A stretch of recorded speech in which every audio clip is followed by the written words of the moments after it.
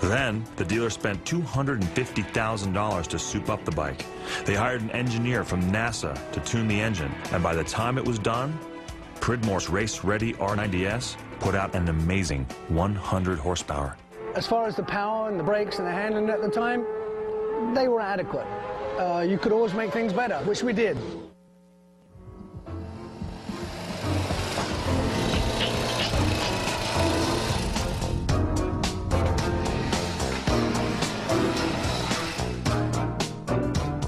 By the mid-1970s, BMW motorcycles faced a serious challenge. They desperately needed a new design that would make their bikes more modern.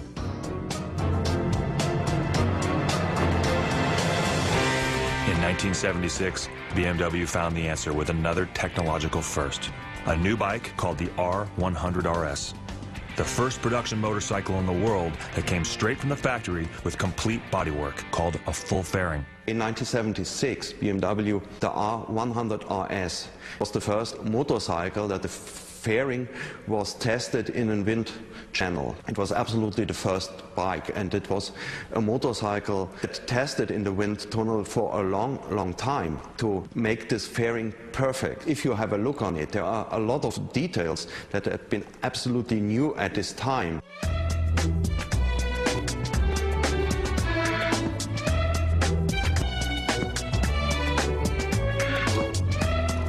The R100 RS made its debut at the Cologne Motorcycle Show in 1976. It stunned the audience because its handlebars, switches, and instruments were all integrated into the new fairing.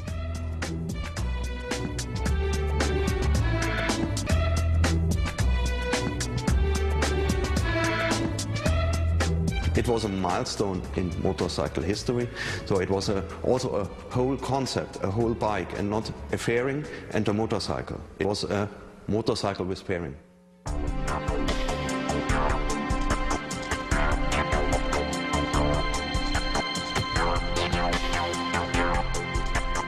A fairing where form followed function. Its shape determined in the same Italian wind tunnel that Ferrari used to shape its sports cars. However, despite all the advancements of the R100 RS, by the end of the 1970s, BMW needed something exciting to put on display at the Frankfurt Motorcycle Show.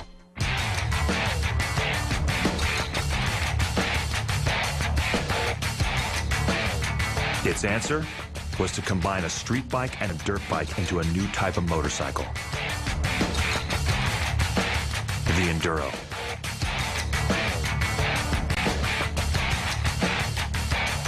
BMW called the new bike the R80 GS. The R80's launched the bike that will do anything. I mean, it'll do anything. It'll be a great commuter. It's fantastic on the pavement, great in the twisties, unbelievably good in the twisties, those adventure bikes.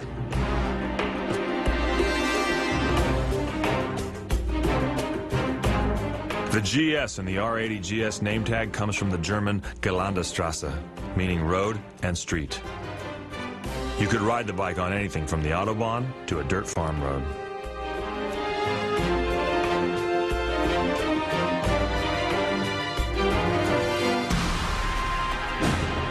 Even though the first R80 GS was really just a collection of pieces from the factory parts bins, it had a remarkable success in one of the most challenging off-road races anywhere.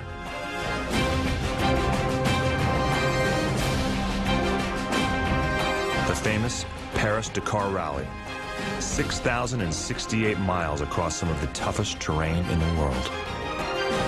BMW went to the Paris-Dakar event the beginning of the 80s and won it 4 times between 1981 and 1985. So you see, this was a perfect bike for on-road and off-road at this time.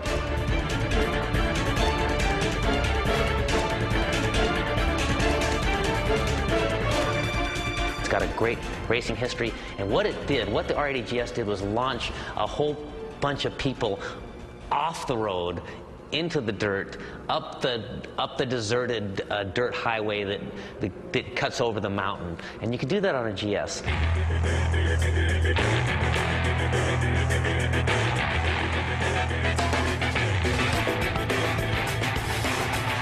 The GS was a stopgap model that surprised BMW with its sales success and started a whole new category of motorcycles called adventure bikes.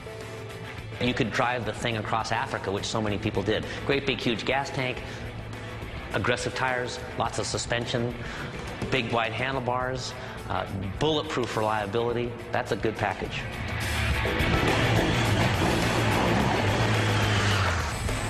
Larger, more powerful versions of the original R80 GS are still being sold.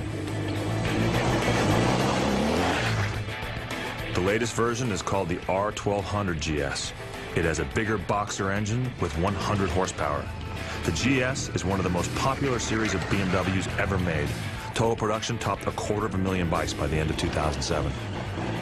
If I could only have one motorcycle at the moment, just one, as I now have three, it would be the R1200 GS, just because it's good for distance, it's good for dirt roads, and it's just fun to ride.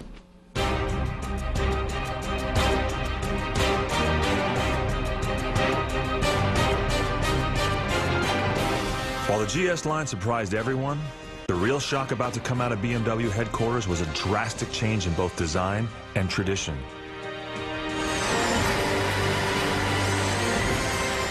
The classic boxer engine was about to be replaced with a four-cylinder motor nicknamed the Flying Brick. Well, the Flying Brick, as they called it, that really was just a huge departure. It just seemed like, oh, here's the future of motorcycling. In the early 1980s, BMW decided it needed a bike with more power than it could get from the classic two-cylinder air-cooled boxer engine. It decided to build a four-cylinder liquid-cooled engine, something the company had never done before. What a shock. The world had grown up with opposed twins, air-cooled, and all of a sudden, here comes this rather industrial-looking liquid-cooled four-cylinder.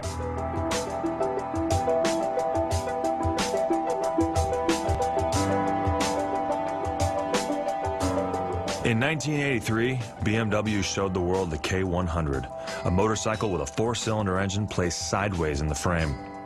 The K100 was more revolution than evolution, and the BMW faithful were frantic. They feared the new engine meant BMW would stop producing its classic boxer motor.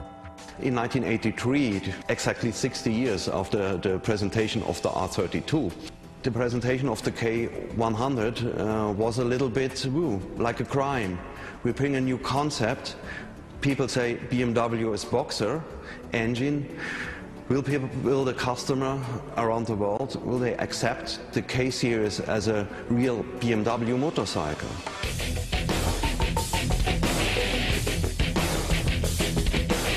Time brought both praise and compromise.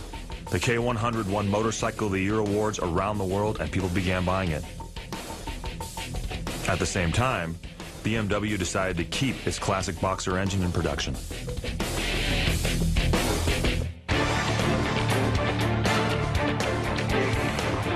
But it was the K-bike that took the lead in terms of innovation. It was the first BMW motorcycle to have a digital electronic system. Like BMW cars, it used fuel injection and had a catalytic converter to reduce pollution. But the biggest news from digital electronics was the first anti-lock brake system ever put on a bike.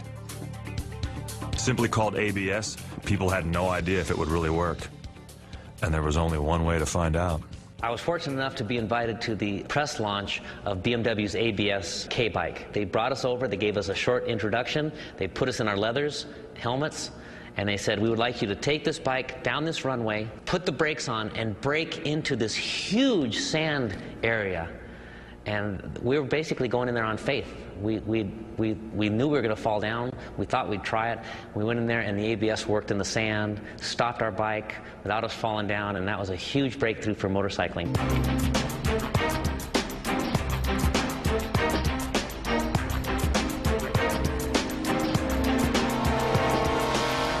Like all BMW motorcycles, the K-bike is built at the BMW factory in Berlin. From the outside, you'd never think the building dates all the way back to 1939.